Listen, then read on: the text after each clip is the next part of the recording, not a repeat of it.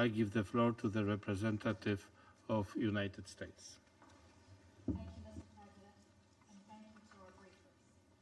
2 weeks ago, the President of Poland convened a very important debate in the Security Council on upholding international law. Many of us talked about the purposes and goals of the United Nations. It was an opportunity to ask ourselves why we are here and what we hope to accomplish. Today's debate effectively answers these questions.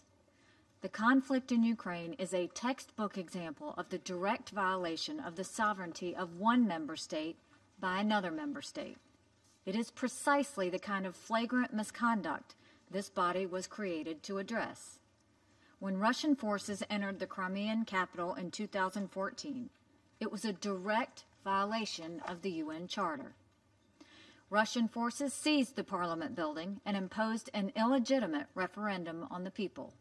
Since then, Russia has pushed into eastern Ukraine, creating a humanitarian crisis that threatens millions.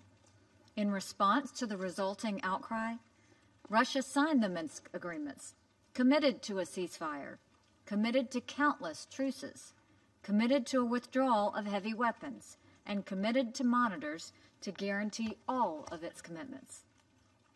Unsurprisingly, Russia has serially disregarded all of these promises, and it has permitted, if not instructed, its forces to detain, threaten, and even shoot at monitors, their vehicles, cameras, and observation drones.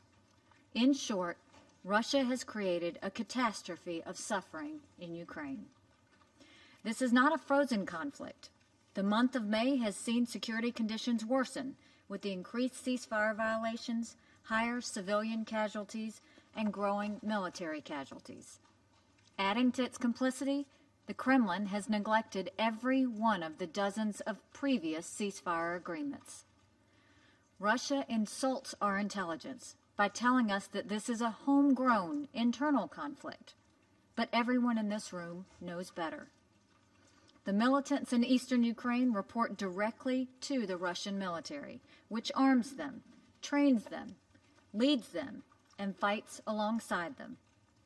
Russia's combined forces in eastern Ukraine include thousands of tanks, armored vehicles, and heavy artillery.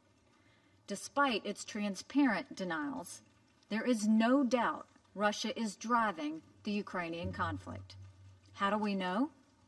Because the Russian forces work hard to conceal who's directing their actions and paying their wages. They strip patches and insignia off of their uniforms and equipment. They hide their identities behind face masks. But we know why they're there, and we know who sent them. Russian soldiers have been captured by Ukrainian armed forces. Journalists have identified numerous examples of Russian military equipment being used by Russian-led forces in eastern Ukraine.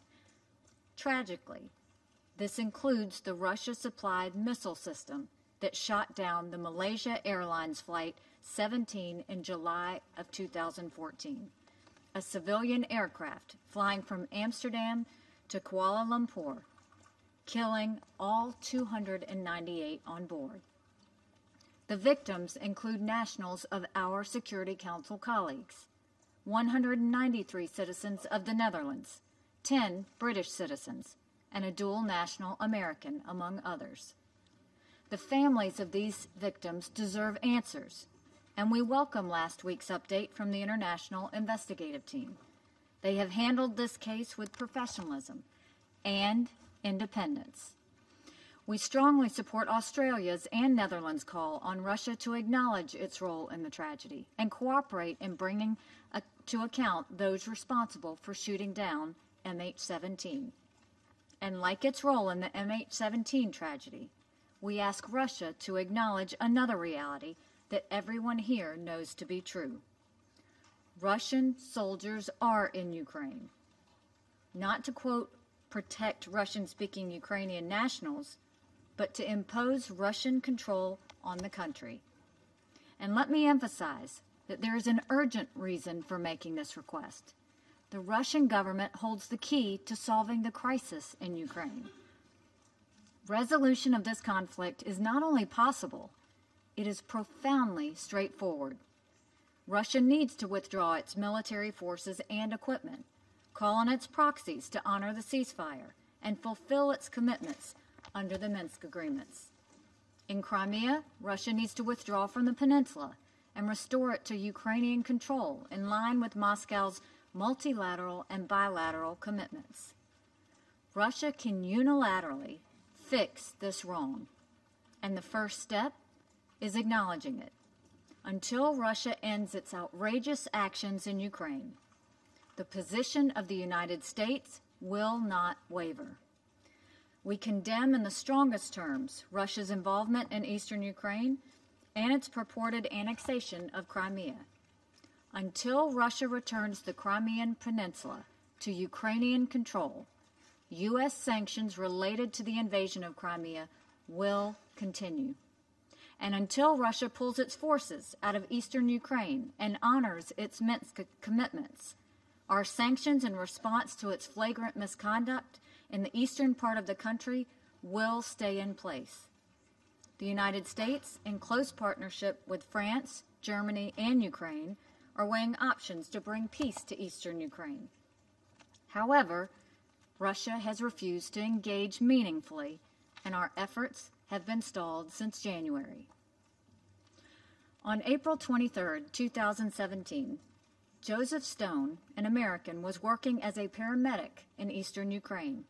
He was serving with the OSCE Special Monitoring Mission in an area under Russian control. His vehicle was hit by an anti-tank mine. Joseph was killed. The tragedy of Joseph is joined by many others in Ukraine. We will not forget his sacrifice, just as Ukrainians will not forget the death and suffering of so many of their people. All those who respect and are committed to defend the United Nations and its charter must join us in demanding justice for Joseph and for all of the victims in Ukraine. Thank you.